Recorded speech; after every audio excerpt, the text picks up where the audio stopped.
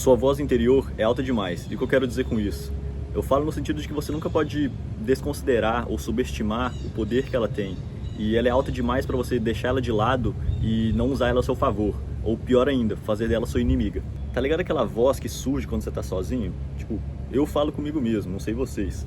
Mas sempre tem aquela voz que te questiona, te duvida, ou tá lá só pra organizar seus pensamentos. E mesmo se você não acha que você fala com você mesmo, essa vozinha existe, cara. Pode ser que você não materialize seus pensamentos em formas de palavras, mas quando eu me refiro por voz, é sobre a sua própria percepção e seus sentimentos, né?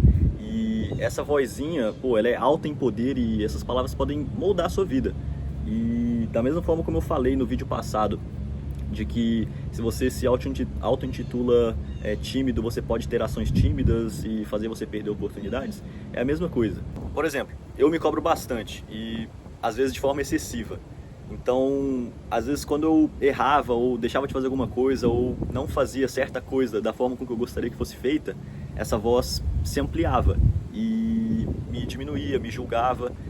Ou então numa vitória, quando eu faço uma coisa positiva, essa voz, pô, falava, não é mais do que sua obrigação, ou, pô, isso é o mínimo que você devia ter feito. Autorrespeito não é só sobre cobrar ou se posicionar em relação a como os outros te tratam, ou como os outros agem perto de você, ou falam sobre você, mas também sobre o que você diz pra você mesmo quando os outros não estão por perto. É engraçado porque parece que eu nem precisava de crítico, né? Porque eu já tava me sabotando aí.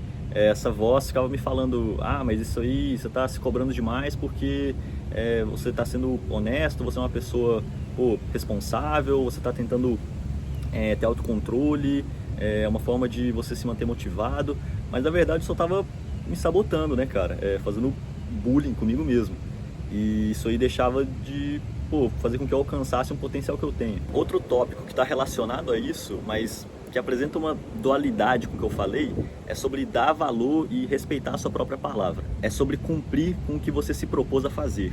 Por exemplo, você procrastina, deixa de fazer várias pequenas tarefas que você se propôs a fazer no dia e no final você fica com você mesmo.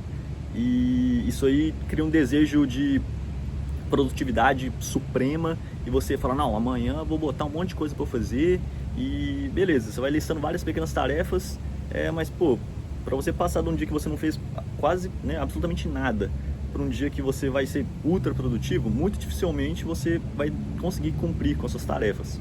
E muitas dessas pequenas tarefas, dessas pequenas palavras e comprometimentos que você assume com você mesmo, não vai ter punição imediata se você deixar de fazer. Por exemplo, você fala num dia, não, vou lavar louça. Vai lá e você deixa de lavar, é um exemplo comum entre as pessoas.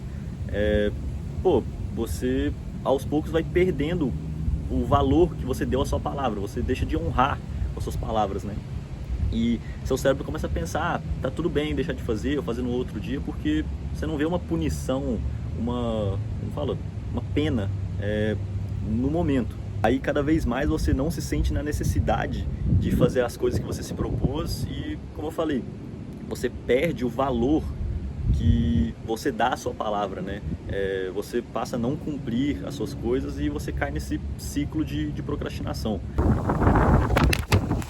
Vem derrubou o celular aqui hoje. Mas enfim, aí que está o paradoxo ou a dualidade que eu falei, sua palavra ou sua voz interna é alta demais para você ignorá-la, mas também não é interessante você desvalorizar. Eu gostaria de terminar esse vídeo falando uma frase, dessa vez não de Epiteto e nem de um filósofo, mas sim de um mentor que eu tive, que é mais ou menos assim, é meio engraçado e até poética, de que você tem que escolher muito bem o que você fala, porque o primeiro ouvido que escuta é o seu próprio, porque está mais perto, E acaba que sempre é uma escolha, A gente tem essa escolha, ainda bem. E quem me conhece sabe que eu costumo falar que o primeiro pensamento que a gente tem, essa primeira voz, é instintiva. É muito difícil você controlar, quase impossível.